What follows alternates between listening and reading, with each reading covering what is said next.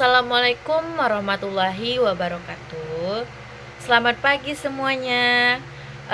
Baiklah, sebelum kita memasuki ke materi kita hari ini, mari kita mengulang sedikit apa yang sudah kita pelajari pada pertemuan sebelumnya, yaitu pertemuan 13. Di pertemuan tersebut kita sudah membahas tentang keamanan jaringan tingkat lanjut, mulai dari konsep zero trust, kemudian mengenai ransomware modern, serta advanced persistent threat, firewall generasi terbaru, IDS atau IPS, sampai SIEM dan enkripsi tingkat lanjut. Nah, materi tersebut penting karena hari ini kita akan naik satu level lagi, yaitu bukan hanya memahami ancaman dan teknologi keamanannya, tetapi bagaimana sebuah organisasi mengelola keamanan secara keseluruhan. Jadi, kita akan melihat bagaimana perusahaan menerapkan kebijakan, sistem monitoring, penanganan insiden, hingga strategi pemulihan. Itulah fokus besar hari ini, yaitu network security management. Adapun pengertian dari manajemen keamanan jaringan adalah manajemen jaringan adalah proses terencana untuk menjaga jaringan komputer agar tetap aman, terpantau, terlindungi, serta mampu pulih dari serangan. Tidak cukup hanya memasang firewall, tidak cukup hanya menginstalasi antivirus, tetapi perlu adanya kebijakan, prosedur, serta pengawasan yang konsisten. Komponen utama manajemen keamanan cukup yaitu yang pertama security policy atau kebijakan keamanan, yang kedua network monitoring atau pemantauan jaringan, yang ketiga insiden response atau penanganan insiden, yang keempat backup atau disaster recovery plan atau rencana pemulihan, yang kelima audit dan compliance atau pemeriksaan dan kepatuhan. Setiap perusahaan modern memiliki divisi khusus yang mengenai ini. Nah, materi selanjutnya yaitu security policy atau kebijakan keamanan. Keamanan jaringan tidak akan efektif tanpa aturan yang sangat jelas. Apa itu security jaringan? Apa itu security policy? Security policy adalah seperangkat aturan yang dibuat organisasi agar penggunaan jaringan aman, tertib, dan terkontrol. Isi umum dari security policy ini yang pertama, aturan pengguna password, yaitu panjang minimal, kombinasi karakter, masa berlaku, dan larangan sharing password. Misalnya password minimal 12 karakter dan wajib diganti setiap 90 hari. Yang kedua, hak akses atau akses privilege. Setiap yang boleh membuka folder tertentu, aplikasi tertentu, atau server tertentu menggunakan prinsip hak akses paling minimal. Yang ketiga, aturan pengguna perangkat pribadi, yaitu apakah boleh membawa laptop pribadi, apakah perangkat pribadi harus melalui antivirus scanning. Terus yang keempat, ada aturan penggunaan jaringan WiFi kantor. WiFi tamu dan WiFi internal harus dipisah. WiFi internal harus terenkripsi WPA3. Yang kelima, aturan penggunaan email dan internet, melarang klik link mencurigakan, melarang mengunduh file yang tidak jelas. Nah, materi selanjutnya yaitu network monitoring atau pemantauan jaringan.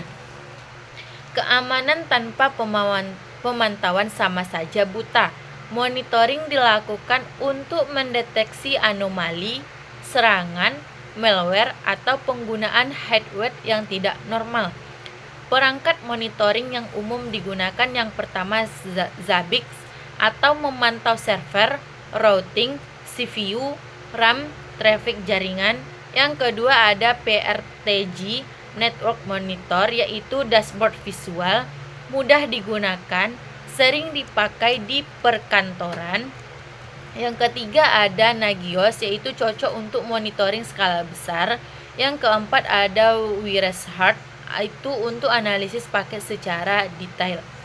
Apa saja yang perlu kita pantau, yaitu yang pertama traffic data atau data yang masuk atau keluar.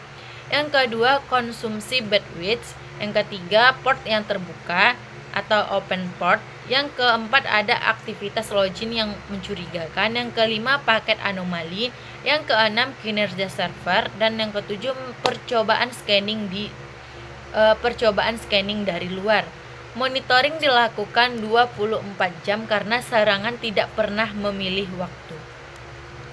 Materi selanjutnya ada insiden responsi atau penanganan insiden. Ketika terjadi serangan, perusahaan tidak boleh panik. Harus ada prosedur penanganan insiden yang jelas. Tahapan insiden responsi ini yaitu yang pertama identifikasi atau identification, menentukan apa saja yang terjadi termasuk insiden, yaitu apakah ada ransomware, apakah ada login ilegal, apakah server down karena DDoS. Yang kedua, containment atau pengendalian, yaitu mengisolasi area yang terkena serangan agar tidak menyebar. Contohnya, mencabut jaringan komputer yang terinfeksi.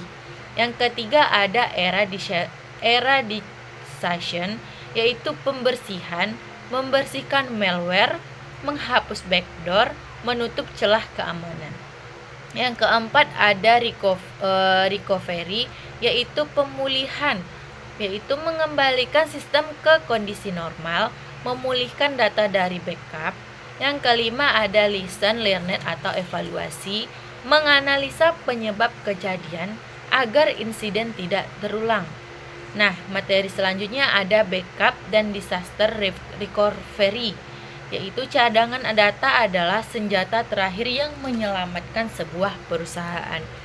Adapun jenis-jenis backupnya yaitu yang pertama full backup, menyalin seluruh data, aman tapi lama dan besar. Yang kedua incremental backup, yaitu hanya data yang berubah sejak backup terakhir, cepat dan hemat ruangan. Yang ketiga differential backup, yaitu menyalin data yang berubah menjadi sejak full backup terakhir. Metode penyimpanan backup yaitu on-site backup atau di lokasi kantor, off-site backup disimpan di lokasi berbeda, cloud backup yaitu AWS, Google Cloud, dan Azure, dan offline backup yaitu hard disk dilepas dari jaringan, aman dari ransomware. Adapun keamanan perusahaan modern, perusahaan besar menggunakan berbagai strategi. Yang pertama, Zero Trust Architecture, yang dimana tidak ada perangkat atau user yang dipercayai begitu saja. Yang kedua, Multi-Factor Authentication atau MFA, login harus menggunakan password plus OTP atau biometrik. Yang ketiga ada Network Segmentation, jaringan dibagi agar serangan tidak menyebar. Terus yang keempat ada Security Information dan Event Management, yaitu semua log dikumpulkan dan dianalisis otomatis. Dan yang kelima tim Security Operation Center, yang dimana tim yang bekerja 24 jam memantau jaringan. Jadi pada pertemuan kita hari ini kita sudah membahas secara lengkap mengenai manajemen keamanan jaringan, mulai dari kebijakan keamanan, monitoring, penanganan insiden, hingga strategi backup dan pemulihan. Materi ini sangat penting karena banyak serangan cyber modern mampu menembus pertahanan teknis jika organisasi tidak memiliki manajemen keamanan yang kuat. Jadi, pada pertemuan berikutnya kita akan mempelajari tentang virtualisasi dan cloud computing dalam jaringan. Kita akan membahas apa itu virtualisasi, apa itu hypervisor, virtual network VLAN, VXLAN, peran cloud dalam jaringan, cara server virtual mempermudah manajemen jaringan. Materi ini sangat penting karena jaringan modern hampir semuanya berjalan di infrastruktur virtual. Sekian yang dapat saya sampaikan materi kita hari ini. Wabillahi taufiq wal hidayah. Wassalamualaikum warahmatullahi wabarakatuh.